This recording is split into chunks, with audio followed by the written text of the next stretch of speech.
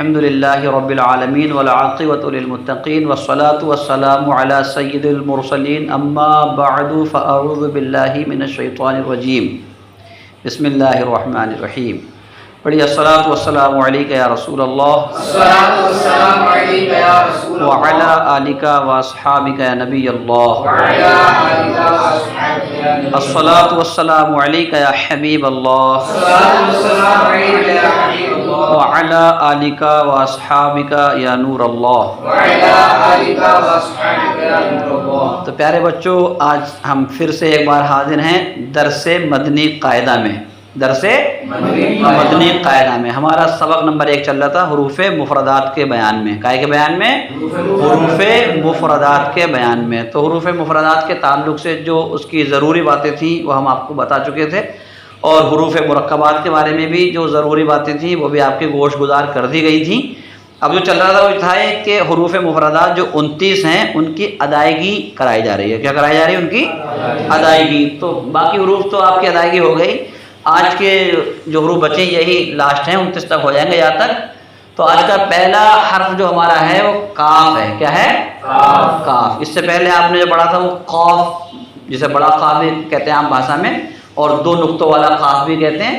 تو اس کی ادائیگی آپ کو بتائی تھی کہ زبان کی جڑ اور تالو کا نرم حصہ جو ہے، وہاں پر ہم جب زبان کی جڑ کو لگاتے ہیں، بات سمجھ رہے ہیں، جو کوے کے پاس میں ہماری زبان کی جڑ ہے اور تالو کا جو نرم حصہ ہے، وہاں پر جب ہم زبان کو لگاتے ہیں تو قاف ادا ہوتا ہے. کیا ادا ہوتا ہے؟ قاف. اور اسی زبان کی جڑ کو اگر ہم تالو کے سخت حصے سے لگاتے ہیں، کہاں لگاتے ہیں؟ تالو کے سخت حصے سے لگاتے ہیں، تب ہمارا کاف ادا ہوتا ہے. کیا ادا ہوتا ہے؟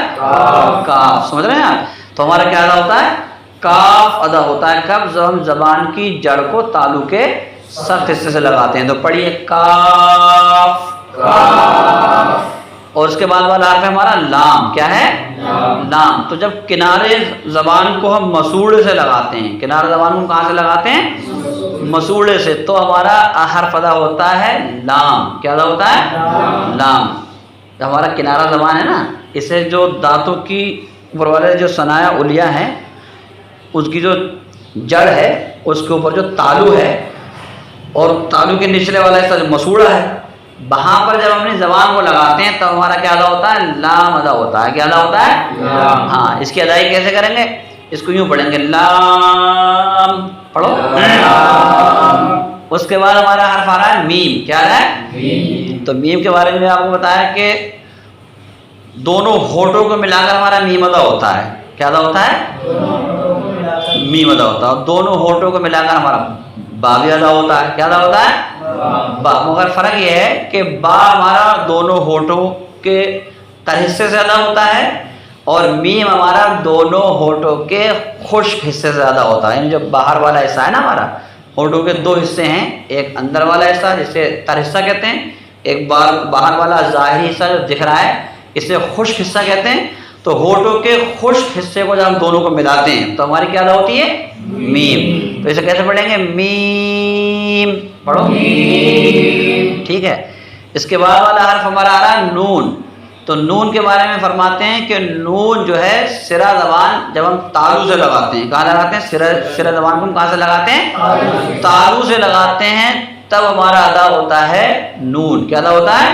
ہاں. یہ سرا زبان جو ہے آپ کا، پہلے آپ نے کو بتایا ہم نے نوک، اس کے بعد بتایا کنارہ، اس کے اوپر ہے تھوڑا سا سرا. اس کے اوپر کیا ہے؟ سرا. جب ہم سرے زبان کو تالو سے لگاتے ہیں، وہ مسوڑے کے اوپر والے تالو سے، تو ہمارا ادا ہوتا ہے نون. کیا ادا ہوتا ہے؟ نون. اب آ گیا آپ کا حرف واو. کیا آ گیا؟ واو. تو واو ہمارا ادا ہوتا ہے دونوں ہونٹوں کو گول کر کے. کیسے ادا ہوتا ہے؟ دونوں ہونٹوں کو جب ہم گول کرتے ہیں، بیچ میں کچھ کھلا رکھتے ہیں، دونوں ہونٹوں کے بیچ میں کچھ کھلا رکھتے ہیں، تب ہمارا کیا ادا ہوتا ہے؟ واو. کیا ادا ہوتا ہے؟ واو. ٹھیک ہے. اس کے بعد ہمارا حرف آ رہا ہے ہا. کیا آ رہا ہے؟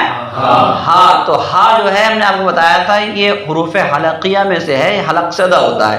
اور حلق کے بارے میں آپ کو بتایا تھا کہ حلق کے 3 حصے ہیں، شروع حلق، درمیان حلق اور آخر حلق. اور نچلے والا حلق بھی کہتے ہیں، بیچ والا بھی کہتے ہیں، اوپر والا حلق بھی کہتے ہیں. تو جو شروع حلق ہے یہ نیچے والا حلق کا حصہ ہے، وہاں سے ہمارا کیا ادا ہوتا ہے؟ ہا. کیا ادا ہوتا ہے؟ ہا. ایک ہا ہوتا ہے جس سے حلوہ لکھتے ہیں اپنا، تو وہ ادا ہوتا ہے آپ کا درمیان حلق سے. وہ کہاں سے ادا ہوتا ہے؟ درمیان حلق سے. جو شروع میں آیا تھا یہ والا ہا، بات سمجھ رہے ہیں؟ ایک یہ ہا ہوتا ہے تو یہ ادا ہوتا ہے درمیان حلق سے. کہاں سے ادا ہوتا ہے؟ اور یہ والا جو ہا ہے یا جسے دو آنکھوں والا ہا بھی کہتے ہیں، تو وہ کہاں سے ادا ہوتا ہے؟ شروع حلق سے. کہاں سے ادا ہوتا ہے؟ ہاں شروع حلق سے ادا ہوتا ہے ہا، اور درمیان حلق سے ادا ہوتا ہے ہا. درمیان حلق سے کیسے ادا ہوگا؟ ہا. ٹھیک ہے. اب آپ کا یہ لفظ آ گیا حمزہ. کیا آ گیا؟ حمزہ. تو ہا اور ہا میں فرق کر لیا آپ نے. اب آ گیا آپ کا حمزہ. تو یہ بولنے میں تو اسے حمزہ کہتے ہیں، ادائیگی اس کی آ ایسے ہوتی ہے. کیسے؟ آ. جیسے آپ نے پڑھا تھا کہ الذین یا انعمت، تو جو انعمت کے شروع میں ہے وہ حمزہ ہے، الذین کے شروع میں جو وہ کیا ہے؟ حمزہ ہے. انذرتہم میں جو ہے وہ حمزہ ہے. تو آ کی آواز نکلتی ہے اس میں. کیا کی آواز؟ آ. تو اس کی حمزہ کی آواز اور عین کی آواز جو ہے نا یہ ملتی جلتی ہے. کیسی ہے؟ عام لوگوں کے لیے یہ ملتی جلتی ہے. عام لوگوں کے لیے کیا ہے؟ ملتی جلتی ہے. بہت سے لوگ حمزہ کو یعنی جب پڑھتے ہیں انعمتا تو شروع میں کیا کہتے ہیں؟ انعمتا ہے. تو شروع میں عین نہیں ہے، شروع میں حمزہ ہے. شروع میں کیا ہے؟ جیسے آپ نے انعمتا لکھا ہے، انعمتا. بات میں نا. تو یہ پہلا والا جو ہے نا یہ الف، اور الف پہ زبر لگا ہوا ہے، تو الف پر زبر زیر پیش جب لگ جاتا ہے تو کیا ہو جاتا ہے؟ حمزہ ہو جاتا ہے. تو یہ حمزہ ہے، یہ شروع الگ سے ادا ہوگا آ ان. یہ عین نہیں ہوگا، یہاں پر عین نہیں کرنا ہے بلکہ کیا کرنا ہے؟ ان. پھر جا کے عین آ رہا ہے تو یہاں کریں گے عم. کیا کریں گے؟ عم. اور یہاں پر ان. یہاں پر ان شروع الگ سے، اور یہاں پر درمیان الگ سے عم. تو کیا ہوا؟ انعمتا. انعمتا.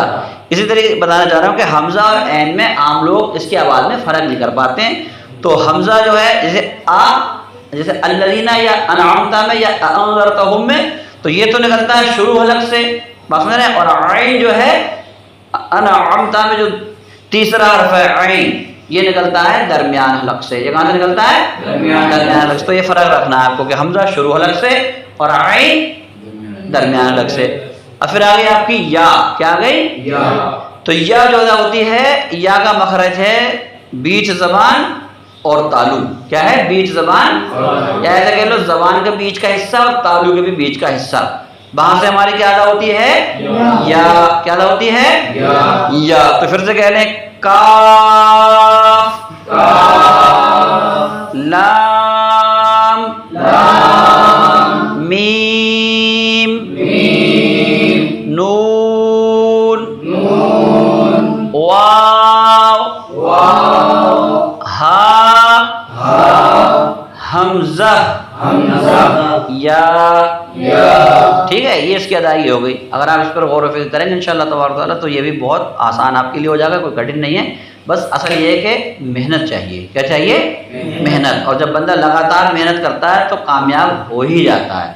بات سمجھ رہے ہیں آپ؟ سست اور کاہل انسان کو کامیابی ہو سکتا ہے مل جائے مگر دیر سے ملے گی، مگر جو محنتی ہے اسے کامیابی جلدی مل جاتی ہے.